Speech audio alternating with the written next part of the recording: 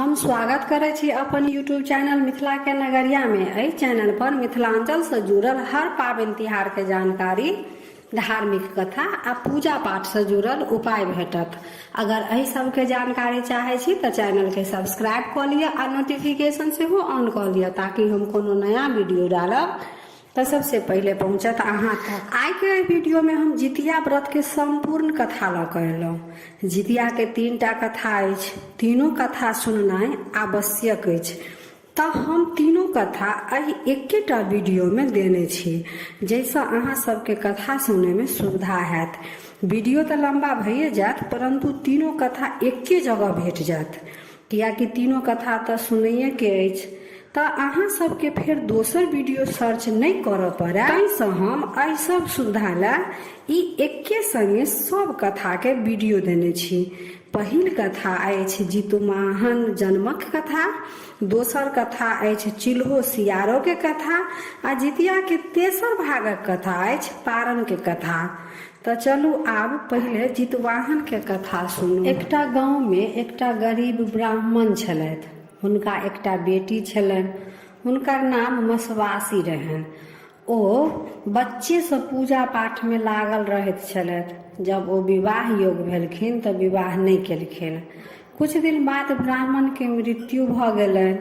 आब मसवासी असगरे भऽ गेलखिन, तो ओ गांव के बाहर एकटा कुटिया बना कऽ रहऽ लगलखिन आ अपन पूरा समय पूजा पाठ भजन कीर्तन में गुजारऽ लगलखिन।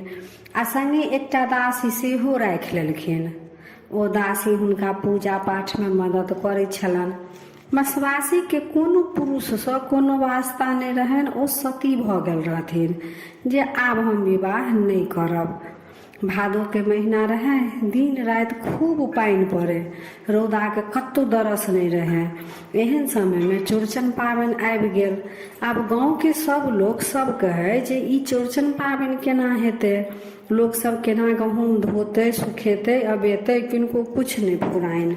तो गांव के कुछ लोग सब बाजे लागल जे मसवासी तो सतवादी छथिन, वो जे कहथिन तो रौदा उगि जेते, आ रौदा जे भ जैते तो सब केओ के पाबनि बड़ नीक से भ जैते। मसवासी के ई बात दासी आबि कऽ कहलखिन जे मसवासी नगर के लोग सब ई बात सब बजै अछि। मसवासी कहै छथिन से केना हेतै, हम जे भगवान के कहबनि तऽ ओ किया रौद उगेथिन, हम कोनो बड़का सत्यवादी छी से तऽ बात नहीं छै। ते पर दासी कहै छथिन जे मसवासी एक बेर सूर्य भगवान के कहि कऽ देखियौ ने, हम जे भगवान के कहबनि तऽ ओ किया रौद उगेथिन, हम कोनो बड़का सत्यवादी तऽ नहीं छी। ते पर दासी कहै छथिन मसवासी एक बेर सूर्य भगवान के कहियौ न जे रौदा उगा देथिन, से नगर के सब केओ के नीक से पाबनि भऽ जैते। सूर्य भगवान के कुछ मानता कऽ दियौन आ कहियौन जे रौदा उगा देथिन। से आब बड़ पानि पड़ि गेल, सब केओ के एहि बरसातक पानि से मोन अजिया गेलनि। मसवासी कहलखिन ठीक अछि, एक बेर सूर्य भगवान के कहि कऽ देखै छियनि।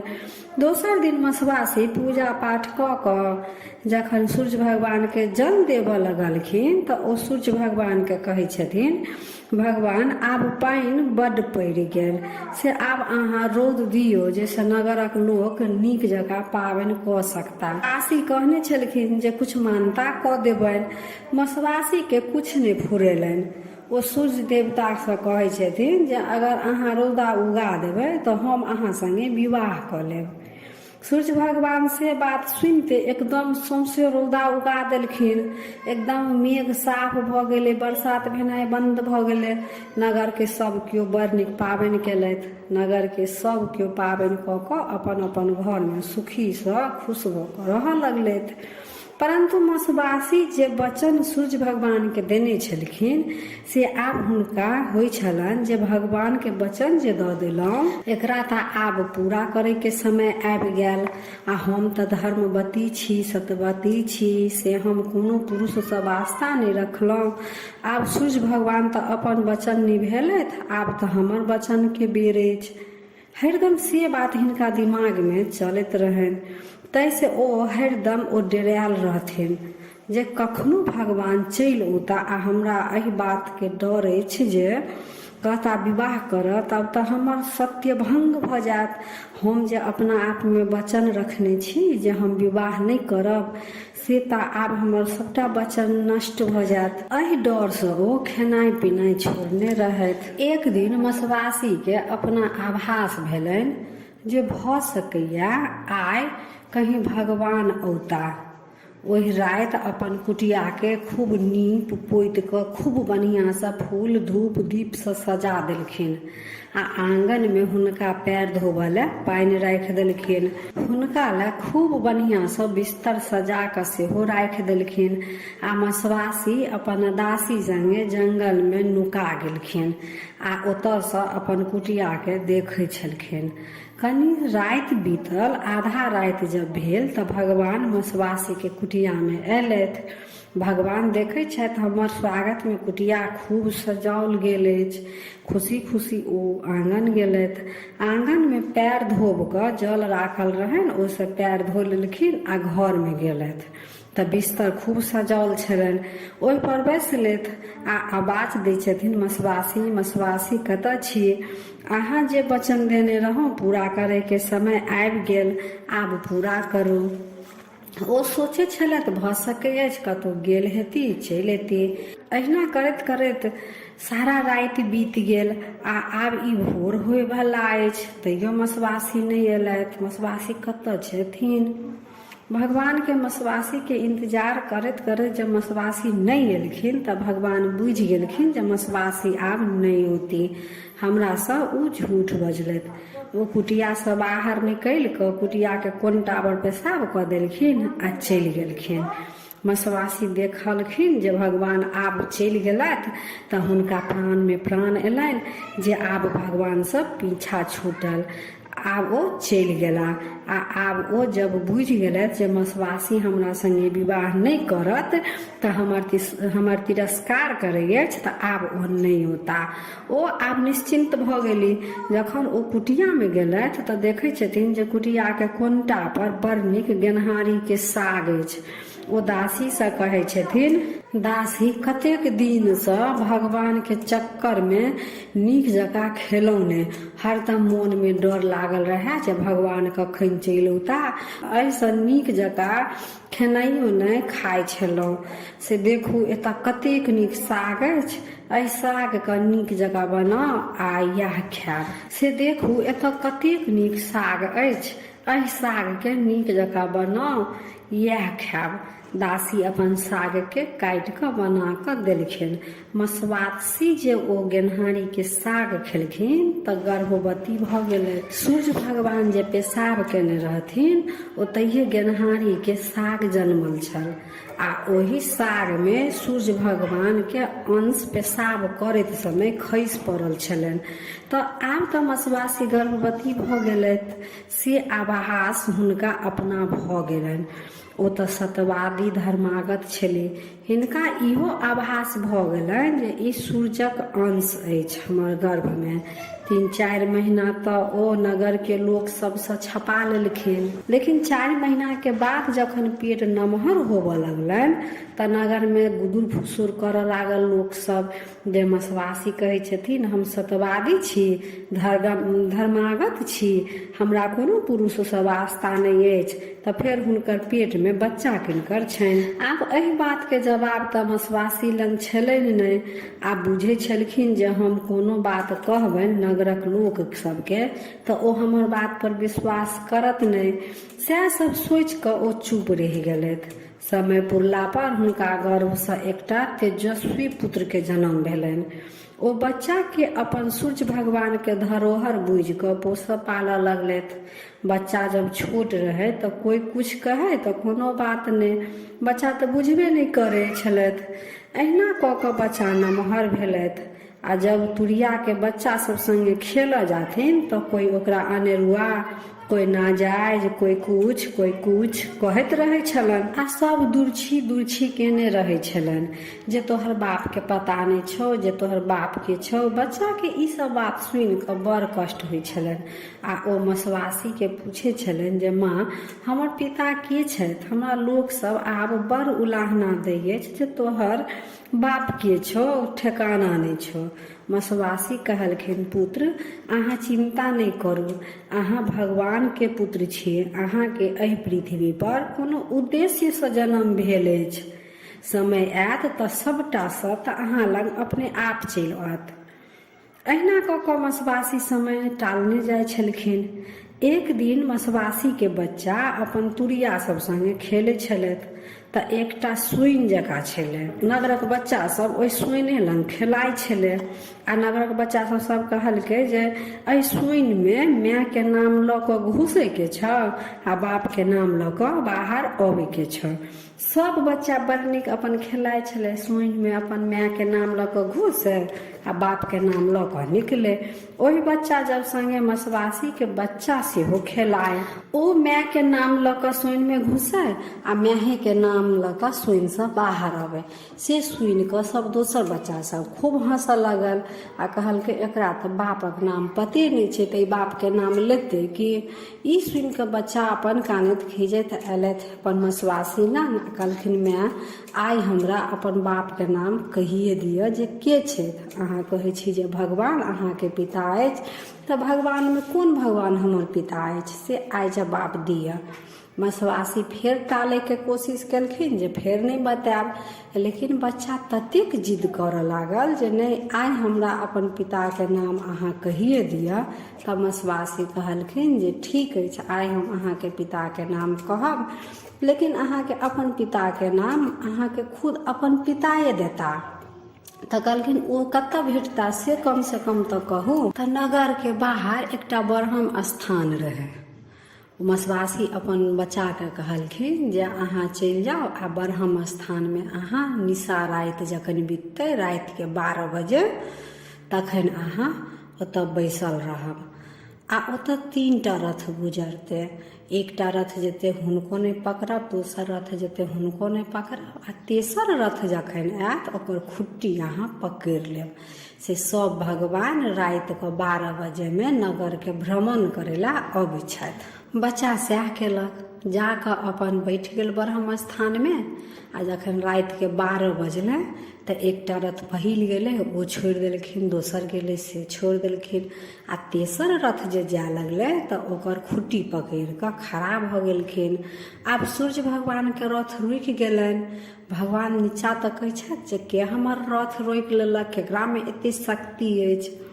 तऽ ओतऽ छलखिन सूर्य भगवान के पुत्र, हुनको में शक्ति छलनि। तऽ ओ नीचा मुड़ी झुका कऽ सूर्य भगवान जखन देखै छथि तऽ देखै छथि जे एकटा बच्चा रथ के पकड़ि लेलक। तऽ ओ नीचा उतरि कऽ अबै छथिन आ कहै छथिन जे अहाँ के छी आ हमर रथ किया पकड़ि लेलहुँ। तऽ ओ बच्चा कहै छै जे हम एहि नगर के जे मसवासी छथिन हम हुनकरे पुत्र छी आ हमर पिता के अछि से अखन तक हम नहीं बुझै छी।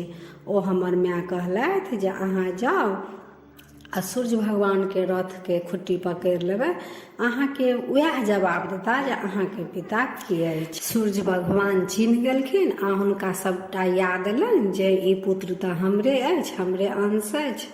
तऽ ओ कहै छथिन जे अहाँके पिता हम ही छी, सूर्य देव हमर नाम अछि, हम ही अहाँके पिता छी। तऽ ओ बच्चा कहै छै ठीक अछि, अहाँ जे हमर पिता छी से बात केना मानत नगर के लोग सब, तऽ हमरा बड़ नाजायज, कोई अनेरुआ, कोई कुछ कहै अछि। सूर्य भगवान कहै छथिन हम ही अहाँ के पिता छी आ ओ सारा वृतांत अपन पुत्र के सुना दै छथिन जे मसवासी के गर्भ में केना हुनकर जन्म होइ छनि। सूर्य भगवान कहै छथिन अहाँ एहि पृथ्वी पर रहि कऽ लोक सबके कल्याण करब। बच्चा के अखन तक नाम मसवासी नहीं रखने छलखिन। सूर्य भगवान कहलखिन आइ सँ अहाँके नाम जिमुतवाहन रहत। एहि नाम के अर्थ भेल जे मरल लोक के जीवित करब, वएह भेल चितवाहन। आइ अष्टमी के राति अछि आ आइ अहाँके नाम राखल गेल। तऽ अजुका दिन जे माता अहाँके नाम से व्रत करती हुनकर पुत्र के अहाँ सदैव रक्षा करबनि, हुनकर पुत्र के दीर्घायु बनायब, से वरदान भगवान जितवाहन के देलखिन। तऽ जितवाहन कहै छथिन जे ठीक अछि, अहाँ तऽ हमरा ई वरदान देलहुँ, जे पृथ्वी पर रहि कऽ सभक रक्षा करबनि, परंतु हमरा लग तऽ कोनो अपन शक्ति अछि नहि, आ लोक सब हमरा पर विश्वास केना करत। सूर्य भगवान कहलखिन जे शक्ति तऽ हम दै छी, आ जखन माता सब अपन पुत्र के दीर्घायु लए के कामना से जे ई व्रत करत, ओहि माता के अहाँ 2.5 घोंट खून पीबनि, अहाँ और शक्तिशाली बनब आ हुनकर पुत्र के रक्षा करबनि। ताहिसँ जितिया पाबनि अतेक भारी मानल जाइ अछि। आ पाबनि केला के बाद स्त्री सबके कमजोरी बुझाइत रहै छनि। जितवाहन के तेहन कृपा रहै छनि जे माता के खून पीब कऽ हुनकर पुत्र के रक्षा करै छनि। ताहिसँ जे माता पुत्रवती छथि हुनका जितिया व्रत जरूर करैके चाही। फेर सूर्य भगवान कहै छथिन जे व्रत के प्रचार प्रसार अहाँके अपने करऽ पड़त, से सबके विपत्ति में सहाय बनि कऽ सबके मदद करियौन, आ सबके कहियौन जे हमर व्रत करू, व्रत केलासँ अहाँ सबके पुत्र के रक्षा करब। आ आब अहाँके माय के एहि पृथ्वी पर समय पूरा भऽ गेलनि, से हुनका हम अपना संगे स्वर्ग लोक लऽ कऽ चलि जेबनि, आ अहाँ अपन पृथ्वी पर रहि कऽ सभक कल्याण करब। से कहि कऽ सूर्य भगवान चलि गेलथि। ताहिके बाद जितवाहन भगवान आबि कऽ अपन माय के सब वृतांत सुनबै छथिन। मसवासी कहै छथिन, आब अहाँके तऽ उद्देश्य भेट गेल, जे अहाँ जन्मक उद्देश्य की अछि से आब अहाँ अपन उद्देश्य के पूरा करू। जितवाहन नगरे नगरे घूमऽ लगलथि, आ जतऽ कोनो माता के पुत्र पर विपत अबै छलनि तऽ ओ हुनका ओहि विपत से उबारै छलखिन, मदद करै छलखिन, आ हुनका कहै छलखिन जे हम जितवाहन छी, हमर व्रत करू तऽ हम अहाँके पुत्र के रक्षा करब। जितवाहन एकटा नगर में गेलखिन तऽ एकटा बुढ़िया खूब कानै छलथि। तऽ जितवाहन पूछलखिन जे माता अहाँ किया कानै छी? तऽ बुढ़िया कहलखिन, बच्चा एहि नगर के बाहर एकटा गिद्धराज अछि जे नगर के सबहक बेटा के मारि दै छलै। तऽ गिद्ध के सब गोहरेलकनि तऽ कहलखिन गिद्ध जे ठीक अछि, हम सबके एना नहि मारब, से अहाँ रोज हमरा एक-एकटा आदमी के भेजू हमर भोजन के लेल। से अगर अहाँ अपना मोन से हमरा एक-एकटा आदमी जे भेज देब तऽ हम अहाँके नगर में हाहाकार नहीं मचायब। ओहि दिन से ई नियम भ गेल जे हर राति कऽ एकटा आदमी गिद्धराज के भेजल जाइ छनि। आ आइ हमर बेटा के बारी अछि, आइ हमर बेटा गिद्ध के भोजन बनत, आइ हमर बेटा मरि जायत। जितवाहन कहलखिन जे माता अहाँ नहीं कानू, चुप रहू, आइ जखन अहाँके बेटा के बारी आयत तखन हमरा भेज देब। ओ बुढ़िया कहै छथिन से केना हैत, अहूँ तऽ केकरो पुत्र छी, अहूँ के तऽ माता कानत। जितवाहन कहै छथिन हमरा कुछ नहीं हैत, अहाँ चिंता नहीं करू, अहाँ हमरा जाय दिअ। सएह भेल। राति में जखन बुढ़िया के बेटा के जाय के बेरा अयलनि तऽ जितवाहन भगवान के लाल कपड़ा में लपेट कऽ भेज देलखिन। जखन गिद्ध लंग हुनकर भोजन पहुँचल तऽ गिद्ध के बड़ अचरज भेलनि जे की बात अछि, आइ दोसर दिन जकाँ जे हमर भोजन अबै छल दोसर दिन तऽ ओ खूब कानैत रहै छले, डेरायल रहै छले, आ आइ नहि ई कानि रहल अछि, नहि ई डेराइ अछि। तऽ कपड़ा उघारि कऽ देखै छथिन तऽ जितवाहन भगवान हँसि रहल अछि, हुनका मुँह पर दोसरे तेज अछि। गिद्धराज कहै छथिन जे अहाँ के छी आ अहाँके हमरासँ डर नहि होइ अछि? तऽ कहै छथिन हम जितवाहन छी, हम सूर्य के पुत्र छी, आ एहि पृथ्वी पर हमर जन्म सभक रक्षा के उद्देश्य से भेल अछि। गिद्धराज जितवाहन के प्रणाम करै छथिन आ कहै छथिन जे प्रभु आब हमरा लेल की आज्ञा अछि? जितवाहन कहै छथिन एहि नगर के छोड़ि कऽ दूर चलि जाउ आ किनको अहाँ अपन भोजन नहि बनाउ। से सुनि गिद्ध ओतयसँ चलि जाइ अछि। आ जितवाहन भगवान लौट कऽ नगर में अबै छथिन। नगर के सब लोग एकदम से भीड़ लागि जाइ अछि जे बच्चा के अछि, के अछि, के अछि बच्चा। आ गिद्ध लंग गेलै आ तब ई बच्चा बचि कऽ चलि एलै। गिद्धराज के मारि देलखिन कि की केलखिन कि गिद्धराज हिनका किया नहीं खेलखिन? एकदम सबके मन में तरह तरह के प्रश्न आबऽ लगलनि जे ई बच्चा बचि केना गेलखिन, से ई बच्चा के अछि, तब सभक जते नगर के लोग छलै तऽ हुनका कहलखिन जे हम सबके कहै छी जे हम सूर्यक पुत्र जितवाहन छी, जे माता भादो मास के अन्हरिया तिथि के अष्टमी के पूरा दिन निर्जला व्रत रखती, नवमी के पारण करती, हुनकर पुत्रक हम सदैव रक्षा करबैन। धीरे धीरे पृथ्वी पर सब लोग ई सब बात बुझलक, ई पाबनि के, ई व्रत के बारे में बुझलक। तब फेर जखन भादो मास एलै तऽ अष्टमी के जितिया व्रत सब पृथ्वी पर स्त्रीगण सब केलखिन आ अपन पुत्र के कामना सँ, नियम निष्ठा सँ अष्टमी के व्रत कऽ कऽ आ नवमी में पारण करै छथि। जे माता भादो मास के अन्हरिया तिथि के अष्टमी को पूरा दिन निर्जला व्रत रखती, नवमी को पारण करती, हुनकर पुत्र के हम रक्षा करबैन। धीरे धीरे पृथ्वी पर सब एहि पाबनि के बुझलखिन आ ई व्रत करऽ लगलखिन। जखन भादो मास एलै तऽ फेर सब स्त्रीगण सब पृथ्वी पर जे स्त्रीगण सब रहत जे एहि व्रत के बारे में बुझलखिन, ओ अष्टमी के जितिया कऽ कऽ नवमी के पारण करलखिन आ तहि दिन सँ ई जितिया व्रत के प्रधान बनि गेल। तऽ ई छल जितवाहन के जन्मक कथा। आ आब चिल्हो-सियारी के कथा सुनू। एहि पृथ्वी पर नर्मदा नदी के किनारे एकटा विशाल पाकैर के गाछ छल। ओहि गाछ के धोधरि में एकटा गिदरनी आ गाछ के ठाढ़ि पर एकटा चिल्होरनी रहै छली। दुनू संगे संगे बहुत दिन सँ रहै छली तऽ दुनू में मित्रता भऽ गेल। ओहि नगर के कुछ महिला सब जितिया व्रत केने रहैत तऽ गाछ लग आबि कऽ जितवाहन के पूजा कऽ कथा सुनि कऽ अपन घर सब चलि गेलै। ओहि गाछ के धोधरि सँ गिदरनी आ ठाढ़ि पर जे चिल्होरनी छलथि ओ दुनू कथा सुनि लेलथि। ओहो दुनू व्रत केने रहैत। गिदरनी अपन धोधरि में आ चिल्होरनी अपन ठाढ़ि पर बैस पूरा दिन काटि लेलथि, कियाकि दुनू के खाए पिए के रहनि नहि, तब भरि दिन अपन बैठ कऽ दिन काटि लेलथि। ओहि दिन साँझ में नदी किनारे एकटा सेठ के बेटा के दाह संस्कार कऽ कऽ सब केओ चलि गेल, कियाकि ओहि नगर में जे केओ मरै नर्मदा नदी के किनारे पर आबि कऽ दाह संस्कार होइ छलनि।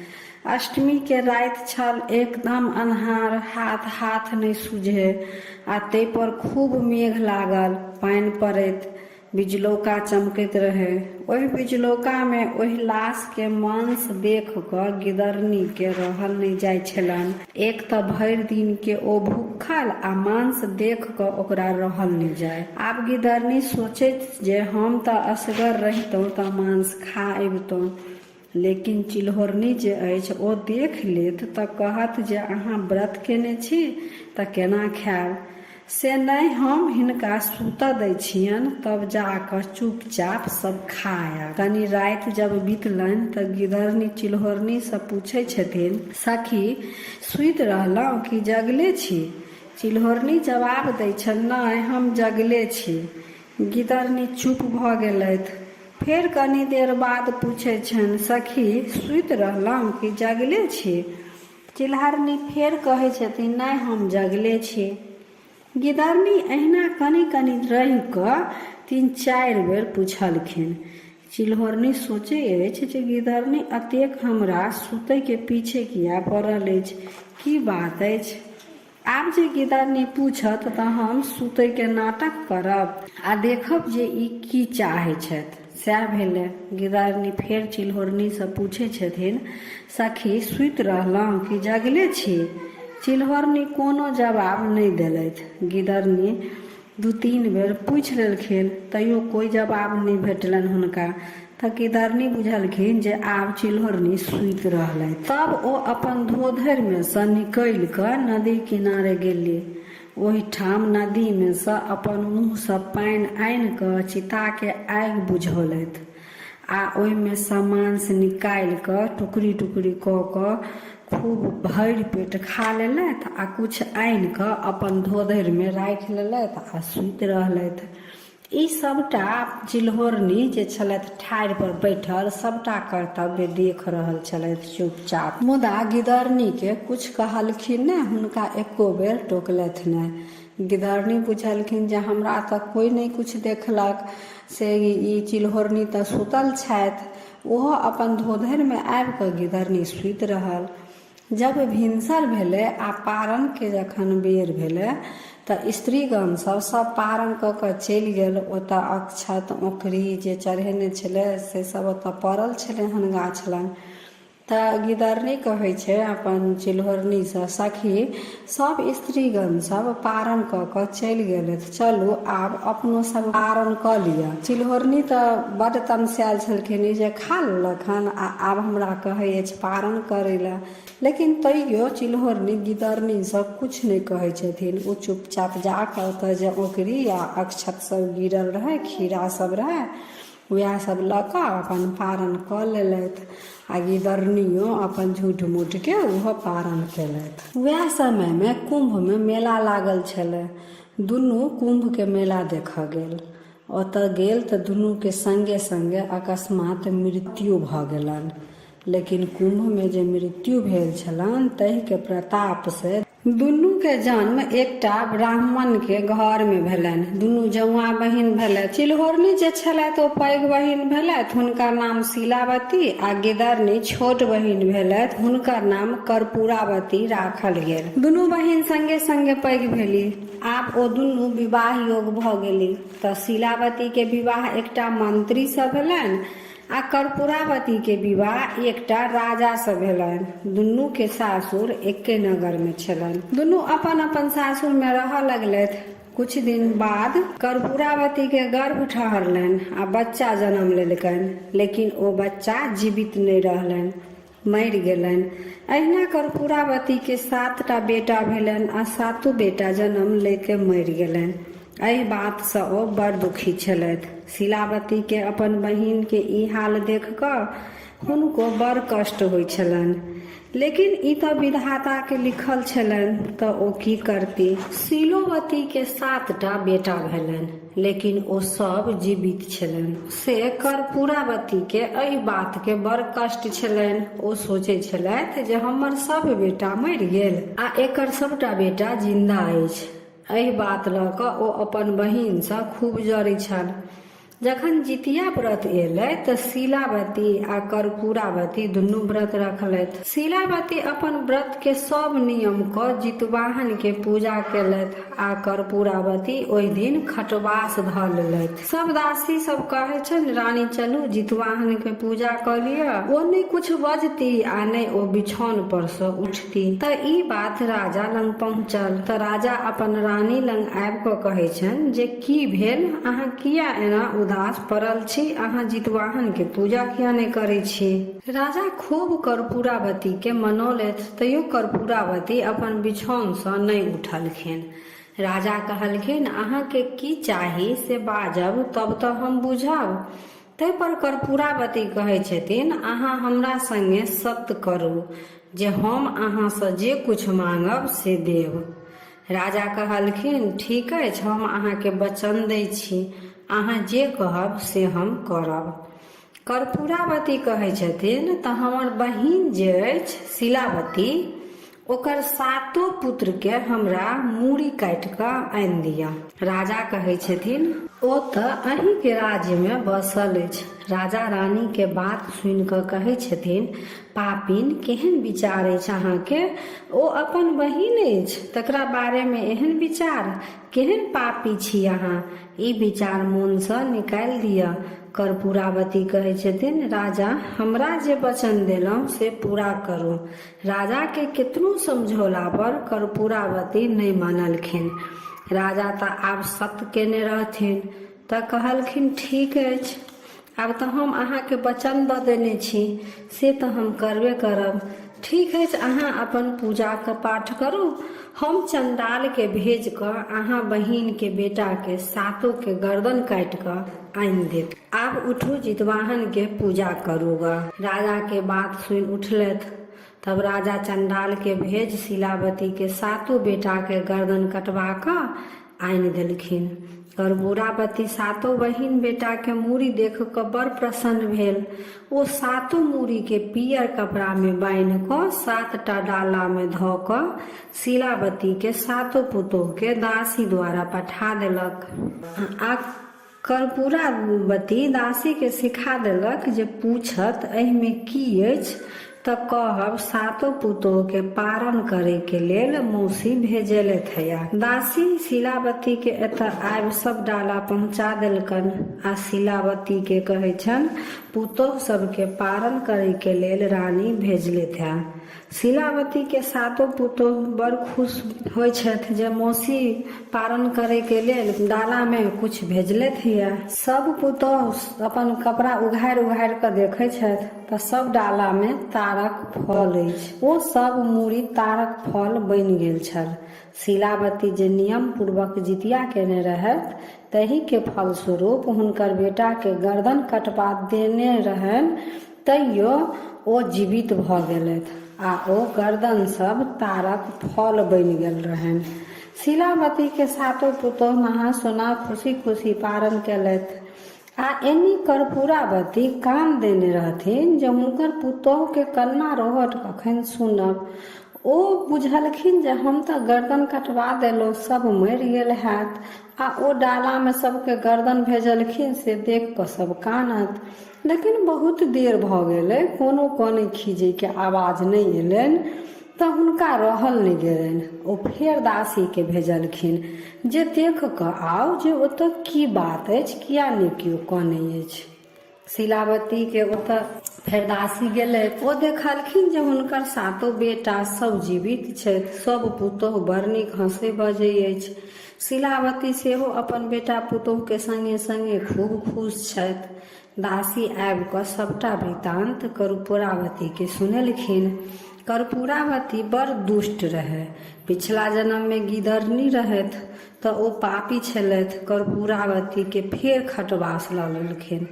राजा एलखिन आ पूछलखिन जे आब की भेल। ते पर कर्पूरावती कहै छथिन राजा अहाँ तऽ हमरा संगे छल केलहुँ, अहाँ ओकर सातों बेटा के मूड़ी कटवा देलहुँ तऽ ओ फेर जीवित केना भऽ गेल। तऽ एहि पर राजा कहै छथि रानी सबके मूड़ी कटा कऽ हम तऽ अहाँ सामने में देलहुँ, फेर एहिमे हम कोना छल कोनो करब। रानी कहै छथिन ओकर सातों बेटा फेर जीवित केना अछि। ताहि पर राजा कहै छथिन कर्पूरावती अहाँ के जे बहिन अछि ओ बड़ पूजा पाठ दान पुण्य करै छथि, ओ धर्मागत छथि आ जितिया व्रत केने रहथि। वही व्रत के प्रभाव सँ हुनकर सातों बेटा जीवित छनि। ओ पूर्व जन्म में जरूर कोनो नीक कर्तव्य केने हेतथि जे मरल पुत्र हुनकर जीवित भऽ गेलनि। अहाँ कोनो एहन पाप केने हैब जे अहाँ के तऽ 7टा पुत्र भेल परंतु एकोटा नहि अछि। कर्पूरावती शांत भेलथि। अहिना दिन कटैत गेलनि।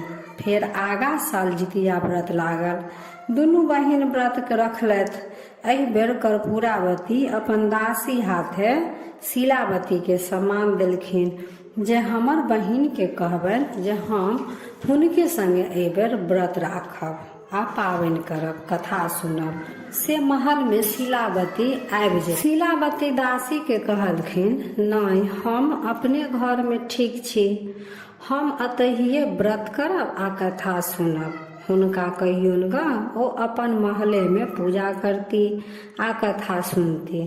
शीलावती के पूर्व जन्म के सब बात याद छलनि।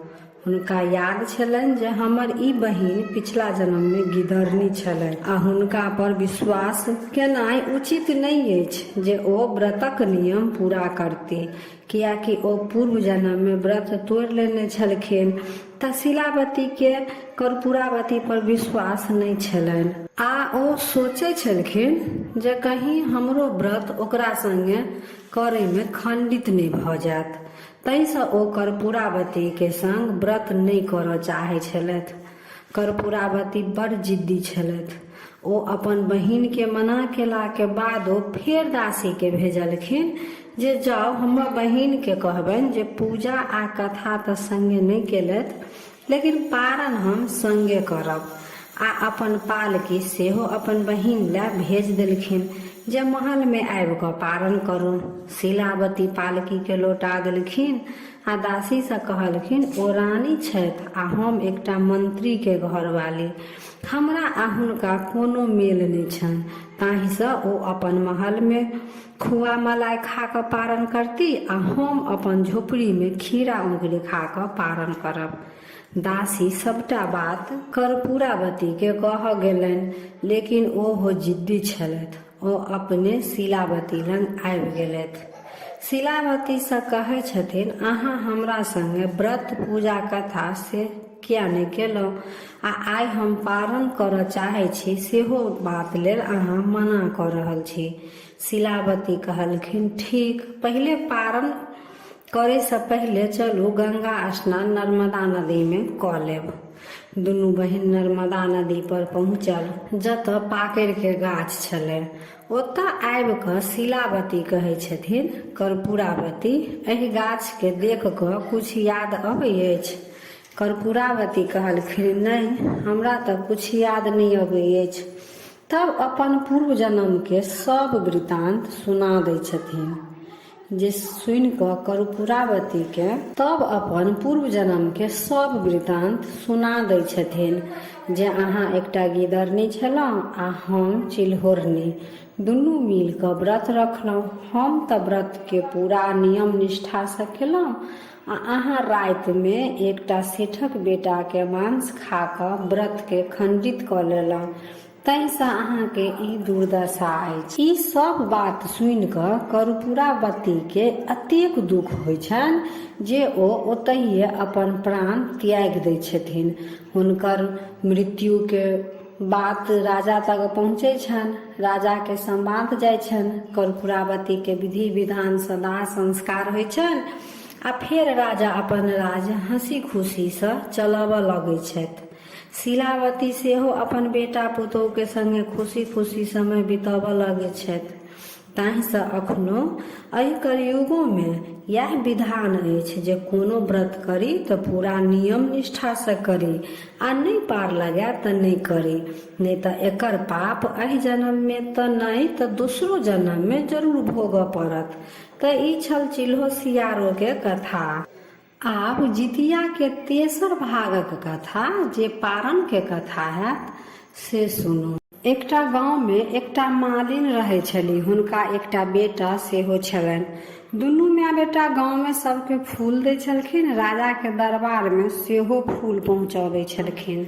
अहिना फूल बेच कऽ हुनकर जीवन यापन होइ छलनि। जखन भादो के महीना एलै तऽ जितिया सब स्त्रीगण केलथि, मालिन सेहो जितिया केलथि।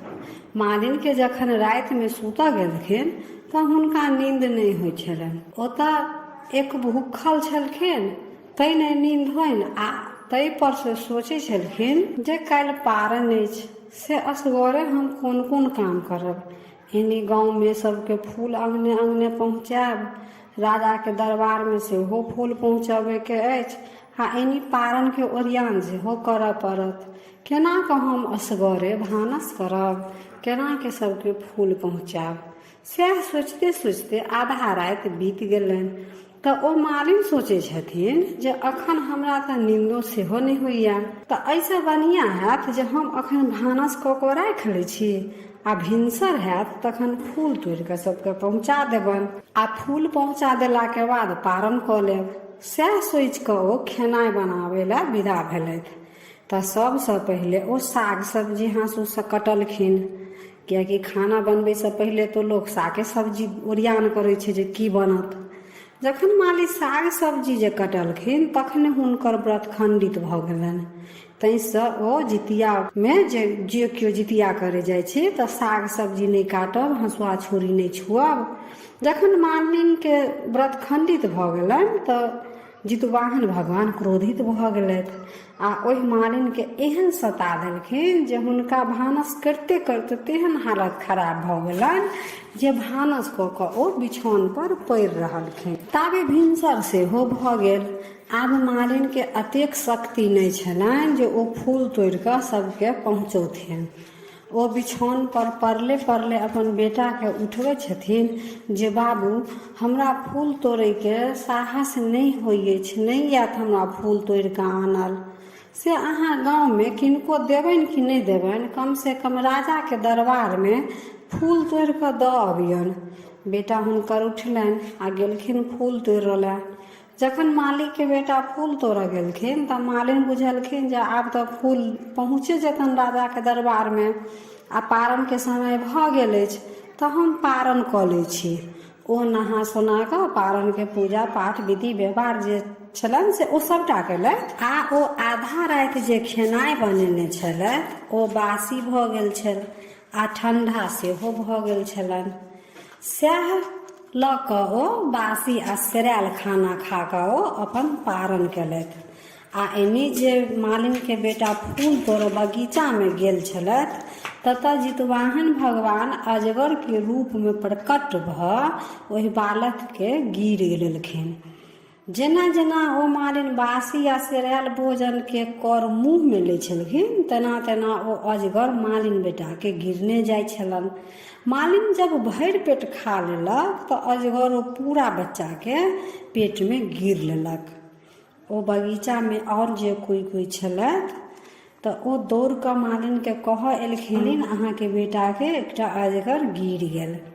मालिन कनैत खिजैत बगीचा में पहुँचल तऽ देखै अछि जे एकटा अजगर हमर बेटा के गिर लेलक आ ओ अजगर ओतऽ पड़ल अछि। मालिन खूब कान कपार फोड़ऽ लगै छथि, कानऽ लगै छथि जे आब हम अपन बच्चा के बिनु कोना रहब। तखन हुनका जितवाहन भगवान के याद अबै छनि।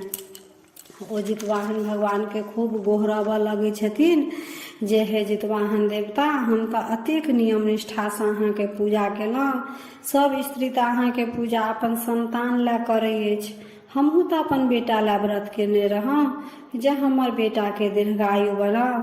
अखन तऽ हमरा अहाँ व्रत के पारण केला कनियो देर नहीं भेल आ अहाँ हमर बेटा के हमरा से छीन लेलहुँ। से अहाँ हमर बेटा के रक्षा करू हे जितवाहन देवता, हमर बेटा के रक्षा करू।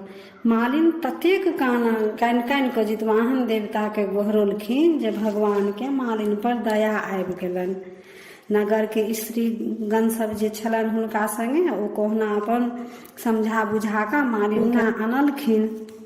भरि दिन मालिन तऽ कनैत कनैत भरि दिन मालिन के कहुना दिन कटलनि।